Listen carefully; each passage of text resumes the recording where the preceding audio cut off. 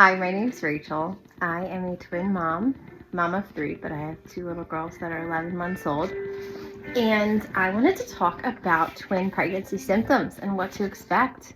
It can feel overwhelming when you find out you're having twins. I definitely cried. I was blessed with what's called a die-die pregnancy. And with that, your babies have separate placentas and separate sacs. It's the least risky type of pregnancy.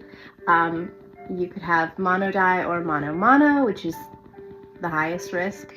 For reference, I am 35. I was 34 when I was pregnant with the girls. And I had one other pregnancy when I was 20 and 21, and that was my son. So it was a singleton pregnancy. And that was a breeze. I don't even remember having almost a single symptom. I didn't show until I was 6 months. I had it easy. I can't even remember it. This was very different. So just to touch on like the first trimester, exhaustion is so heavy. The exhaustion, when it hits you, it's like you are gonna fall asleep standing up if you don't lay down. So it's not something that you can really work around. You just have to take your extra naps. And it's gonna be the first and second trimester for that mostly. I had a really stuffy nose too. I had a lot of trouble breathing, and that was just frustrating to deal with, especially at night. I was like breathing out of one nostril, dealing with like kind of some blood as well. I know my gums were very sensitive too. Months 4 to 5, I started to deal with some low blood pressure. I would notice that within the first hour of the day. Hi. If I had not had like a full breakfast and had time to absorb that, I was feeling lightheaded within an hour.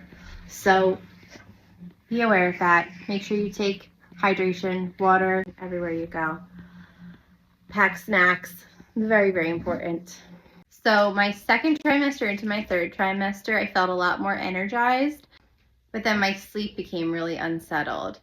It was partially due to the stuffiness that I was still experiencing in my nose, and then also just the heaviness of having two babies in your belly and just not being able to really find a sleep position that's going to stay comfortable for more than an hour or two. And then, of course, getting up and having to go to the bathroom during the night. And with that, you have to be so careful when you go from a laying down position into a sitting up position, because you can easily pull out a muscle in your lower back, and I did that.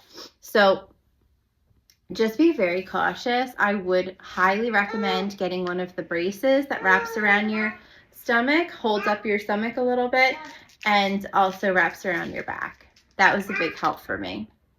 I did experience some episodes of increased heart rate when I would get up from a sitting to a standing position, or even just start walking around. I was usually pretty cautious, but some days were great and went really smoothly, and then other days were very difficult.